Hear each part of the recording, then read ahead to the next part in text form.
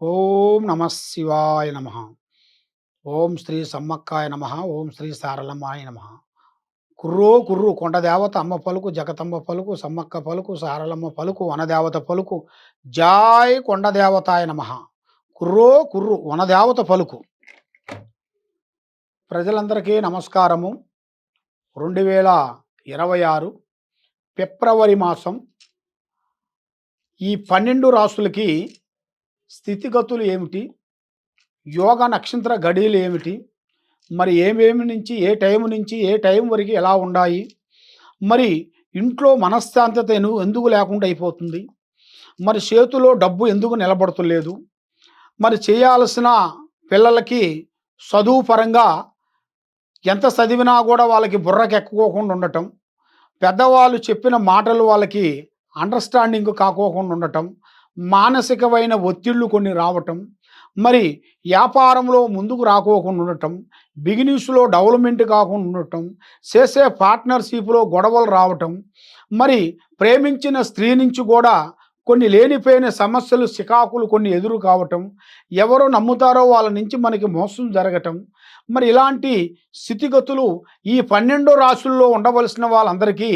ఎలా ఉంది, ఎలా నడుస్తుంది, ఎలా నడవబోతుంది, మరి ఎప్పటి నుంచి ఎప్పటి వరకు, ఏ టైం నుంచి ఏ టైం వరకు వాళ్ళ జీవితంలో అనేది అభివృద్ధి అనేది ఏ టైం నుంచి ఏ టైం వరకు రాబోతుంది, మరి ఈ స్థితిగతులు గడియలు గ్రహదోషాలు ఏమిటనేది జాతక చక్రం వేసేసి వాళ్ళ పేరు బలంలో ఈ 12 రాసుల గురించి చూసి శక్తితో మేము అమ్మవారి విషయాలు మీకు చెప్తుంటాం.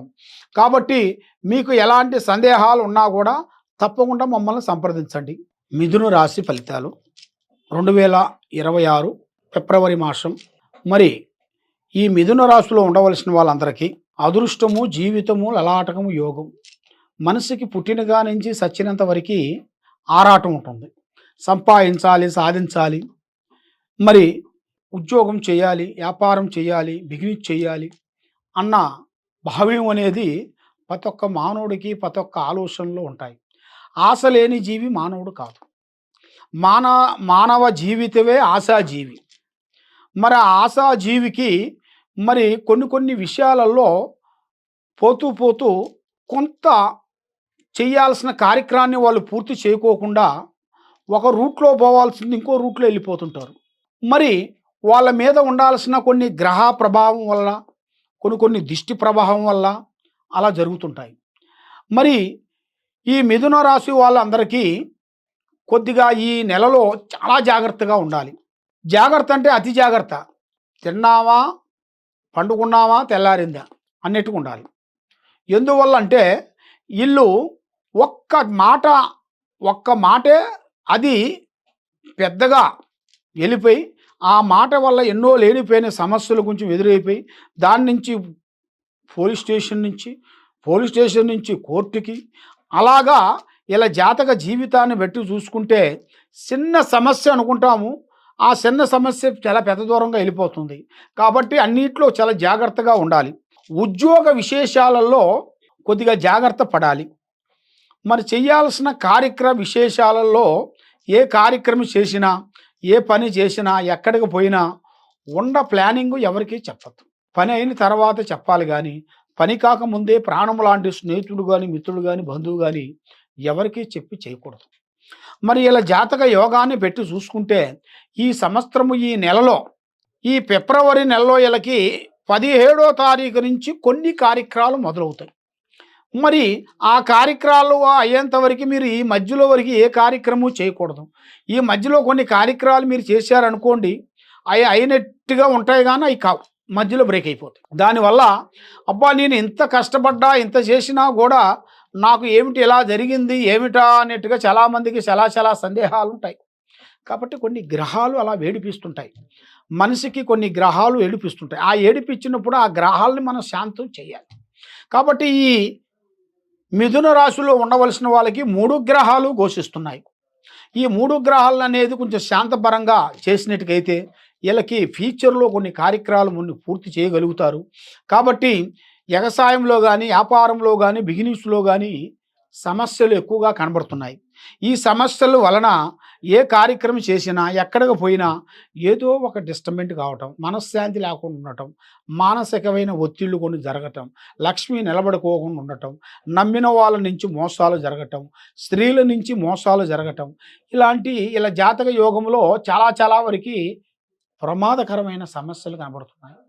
కాబట్టి ఆ సమస్య లేనిపోయిన సమస్య అనేది అది మనం తెచ్చుకున్నది కాదు.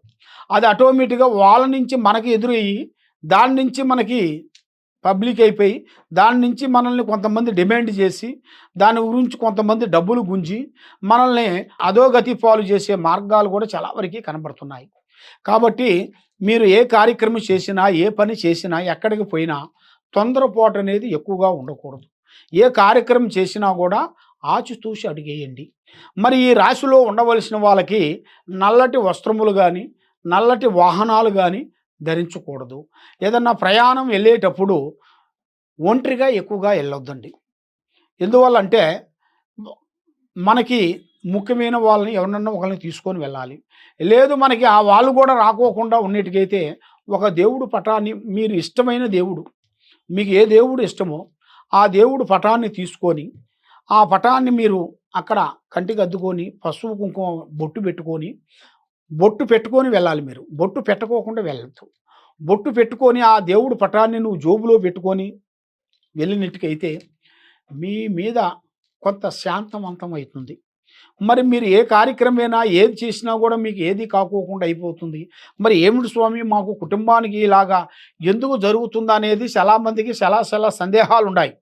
మరి మీ సందేహాలన్నిటికి మొత్తానికి పోవాలంటే ఈ కింద ఉండాల్సిన నెంబర్‌కి ఒకసారి మాకు సంప్రదించినట్టుగైతే మీ పేరుని బట్టి, మీ సమయాన్ని బట్టి, మీకు ఏ టైం నుంచి ఏ టైం వరకు ఎలాగా వర్తిస్తుంది, మరి మీకు ఏ టైంలో మీరు చేస్తే బాగుంటుందనేది కూడా మీ పేరు బలంలో అంజనం వేసి, గణితం వేసి చూసి చెప్పగలుగుతాము.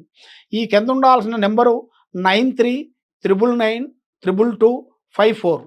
ఈ నెంబర్‌కి మీరు సంప్రదించినట్టుగైతే మీ ఇంట్లో ఏముంది, మీ ఒంట్లో ఏముంది, మీ మీద ఏం జరుగుతుందనేది కూడా మొత్తం జాతక చక్ర గణితం వేసి చూసి మేము చెప్పగలుగుతాం. కాబట్టి ఎన్నో రోజుల నుంచి మీరు అనుకున్న కోరికలు మీకు నెరవేరుకోకుండా, ఏ పూజ చేసినా మీకు ఫలించుకోకోకుండా, ఏ ఉద్యోగం చేసినా మీకు ఆ ఉద్యోగంలో ఎంత చేసినా గౌరవార్థం లేకోకుండా సమస్యలతో సతమతం అవుతున్నారా? తప్పకుండా ఈ కింద ఉండాల్సిన నెంబర్‌కి మాకు సంప్రదించండి. సర్వో జనా సుఖినో భవంతు. ఓం నమః శివాయ నమః.